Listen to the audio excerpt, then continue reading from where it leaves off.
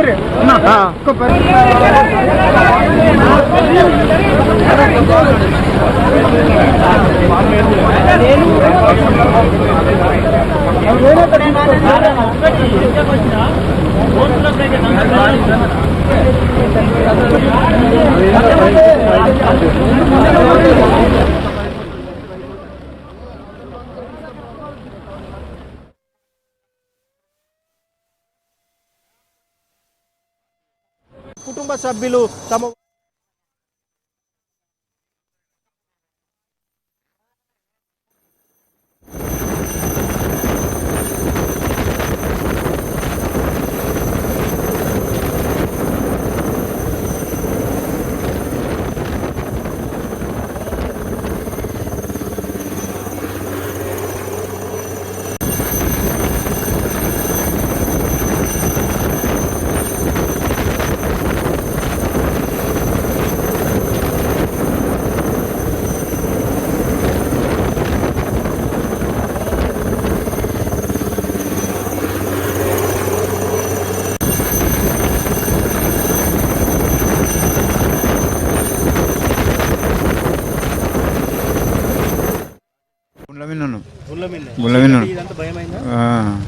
కొద్దిగా భయమైంది సార్, చాలా భయమైంది.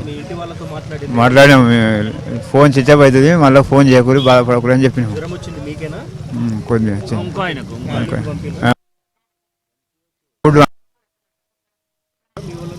జర భయమైంది. బలర కోసం పోయినా సార్, బలర కోసం పోయి ఆడనే ఉన్నాయి. ఇప్పుడు అక్కడనే ఉన్నాయి, సేఫ్గానే ఉన్నాయి. ఇంటి వాళ్ళతోటి, రిలేషన్ తోటి, అందరితో మాట్లాడాము. బండి సంజయ్ తోటి మాట్లాడినాము, కేటీఆర్ సార్ తోటి మాట్లాడాము, మన కలెక్టర్ సారు అందరూ మాట్లాడారు సార్. అందరు ఫుడ్ ఇలా పంపించారు, అందరూ బాగానే చూసుకున్నారు మమ్మల్ని. అయితే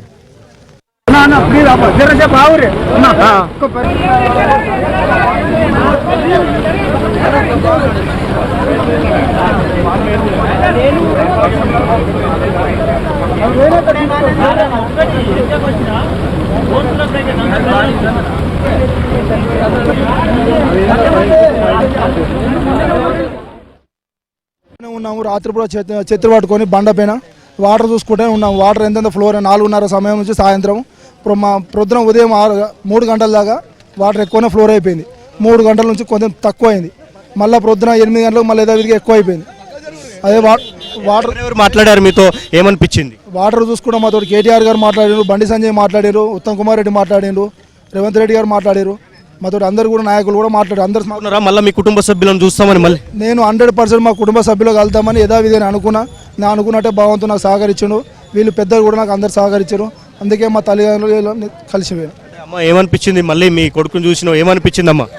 దేవుని దయ, భగవంతుని దయ వలన, మీ అందరి దయ వలన నా కొడుకు నా అందుకు రావాలని కోరుకున్నా వచ్చిండు. నీ నుంచి పోయిన మీ కొడుకు ఇట్లా వరదల్లో చిక్కుకున్నాడని తెలియగానే నీకేమనిపించిందమ్మా? ఏమనిపించింది, నా కొడుకు నాకు ఎప్పుడు వస్తాడో ఏమో, ఎట్లా వస్తాడో ఏమో అనుకున్నా నేను. దాని మీద రావాలంటే రాలేదు. మొత్తంగా కుటుంబ సభ్యులైతే